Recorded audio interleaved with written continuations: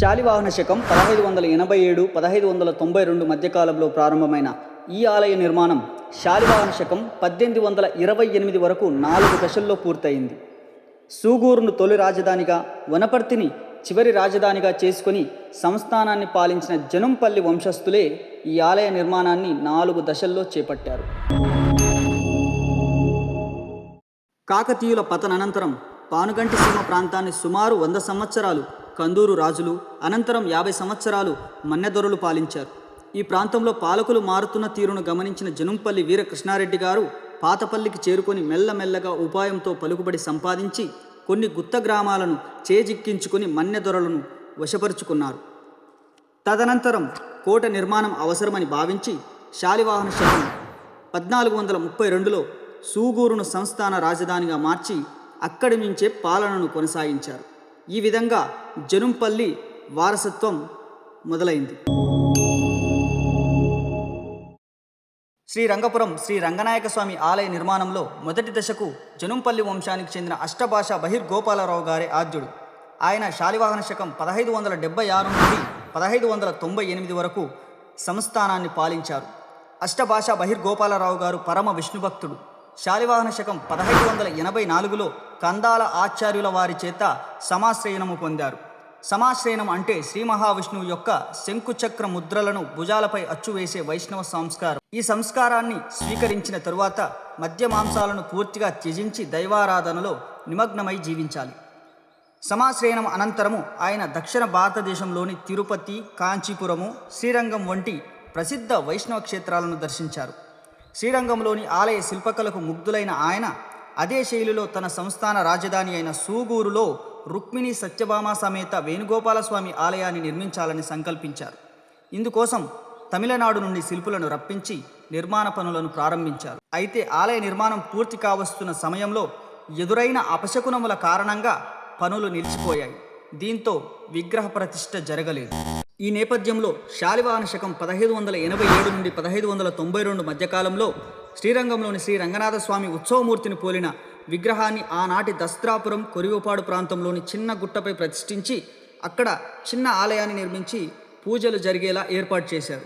అప్పటి నుండి ఆ స్వామివారే జనంపల్లి వంశస్థుల ఇలవేల్పుగా ఆరాధించబడ్డారు. ఆలయం నిర్మించిన గుట్ట చుట్టూ రంగసముద్రం అనే చెరువును తవ్వించారు.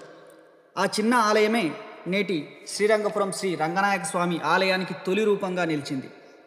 అష్టభాష బహిర్గోపాలరావు గారి మరణ అనంతరం శాలివాహన శకం 1610లో సంస్థాన రాజధానిని సూగూరు నుండి కొత్తకోటకు మార్చారు. అయినప్పటికీ శ్రీరంగపురంలోని చిన్న ఆలయంలో పూజలు జరుగుతూ వచ్చాయి.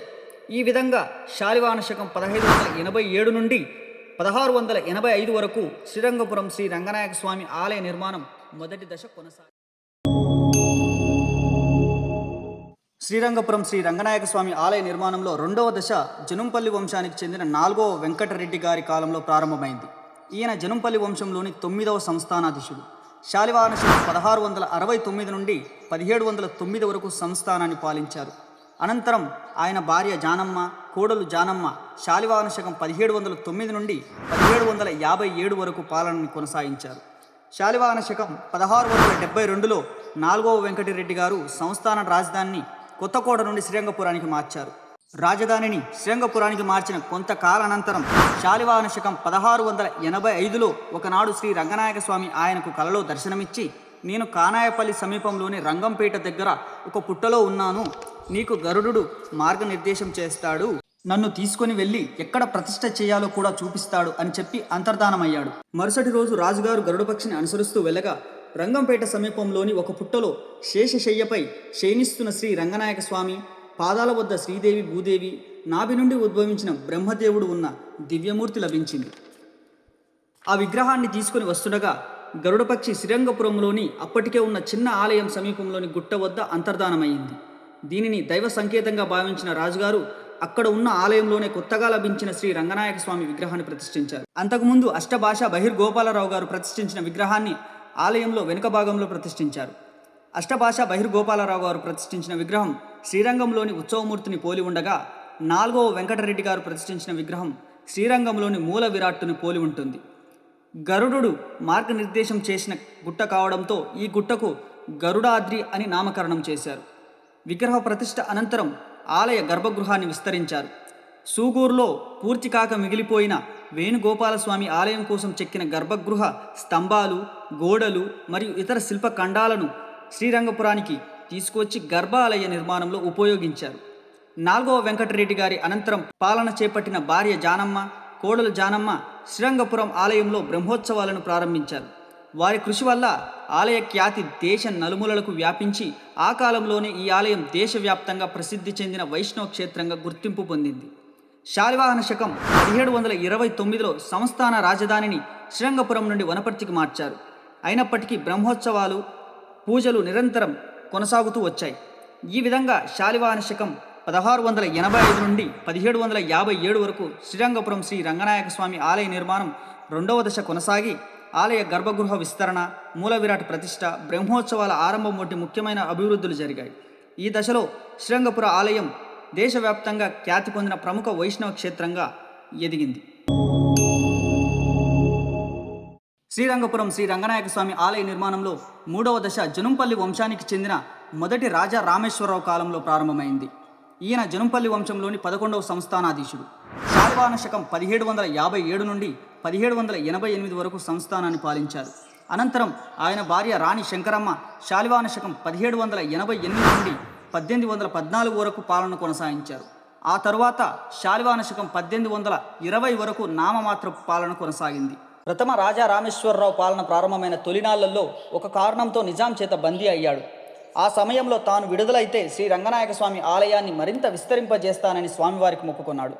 కొందరి సహకారంతో చెర నుంచి విడుదలైన అనంతరం తన మొక్కుబడిని నెరవేర్చడానికి ప్రయత్నాలు ప్రారంభించాడు. శాలివాహన శకం 1770లో తోతాద్రి నుండి వైష్ణవ గురువులను ఆహ్వానించి శ్రీరంగంలోని విధానాన్ని అనుసరించి ఆలయంలో నిత్యార్చన పద్ధతిని ప్రారంభింపజేశాడు. అయితే ఆయన జీవితకాలంలో ఆలయ విస్తరణ పనులు పూర్తిగా చేపట్టలేకపోయాడు. మొదటి రాజా రామేశ్వరరావు మరణానంతరం రాణి శంకరమ్మ పాలన చేపట్టారు. భర్త చేసిన మొక్కుబడిని నెరవేర్చాలని సంకల్పించిన ఆమె శాలివాహన శకం 1804లో సూగూరులో మిగిలిన ఆలయ శిల్పాలు మరియు అవశేషాలను శ్రీరంగపురానికి తరలించారు. ఆ శిల్పాలతో ఆలయ ముఖద్వారము, గాలి గోపురము, విమాన గోపురము, ఆలయానికి కొద్ది దూరంలో ఆండాలమ్మ ఆలయము, అలాగే రత్న పుష్కరిణిని నిర్మించారు.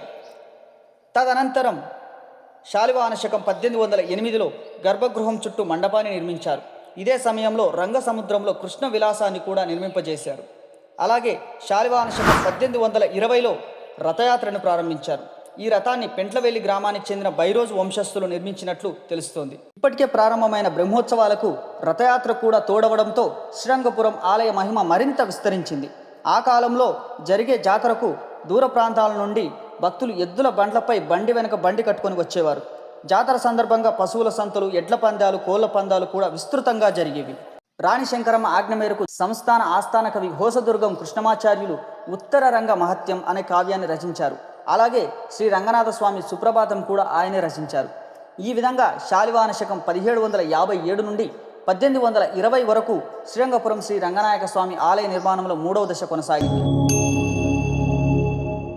శ్రీరంగపురం శ్రీ రంగనాయక స్వామి ఆలయ నిర్మాణంలో 4వ మరియు చివరి దశ జనుంపల్లి వంశానికి చెందిన 2వ రాజా రామేశ్వరరావు గారి పాలనలో జరిగింది.